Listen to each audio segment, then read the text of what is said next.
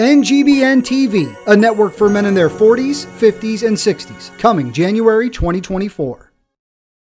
This is the rundown with Rubio for Friday, November 10th, 2023. Everything happens for a reason.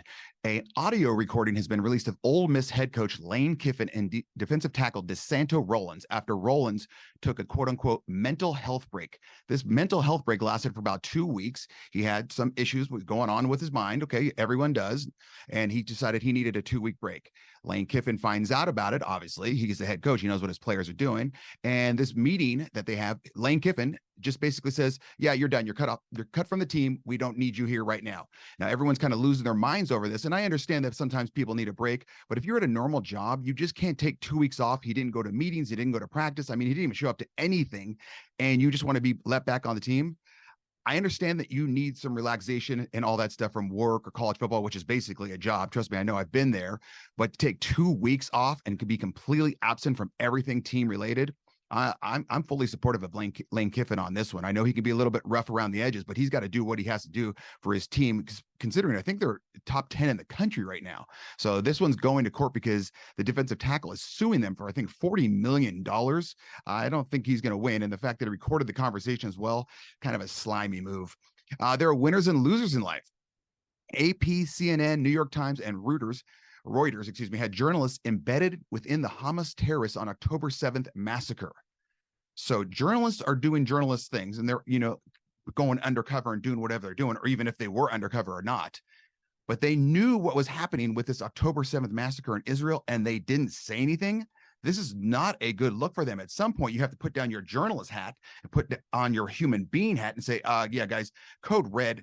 Hamas is coming in and they're going to basically shoot up and massacre all these Israelis.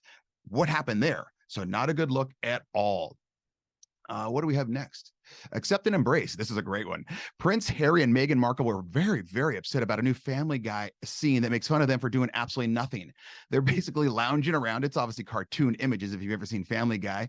And someone brings them this cell phone, and they have to put out this $250,000 Instagram post because that's how much they get paid to sponsor or basically publicize an Instagram post. So if the Rundown with Rubio wants them to say, hey, I'm watching the Rundown with Rubio, it's going to cost me $250,000. That's all they're doing right now.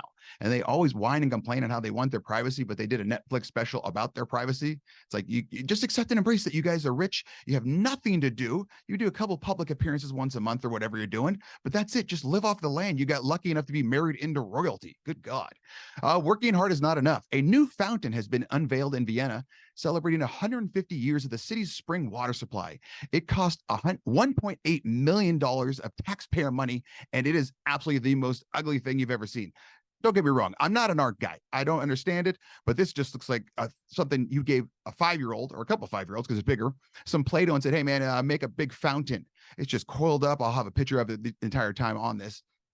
But it is just really, really, really bad. I mean, it's just one of those things. And you think about the way art is now, as opposed to the way it was, 150 years ago, 200 years ago, whatever, when they were just doing it by hand, no computers and all that. And it's so much more, let's say, angelic back then. And now it's like, what the hell are you guys thinking? I don't get it. And last but not least, confidence is the key. El Trumpo says he would consider Tucker Carlson as his running mate in 2024.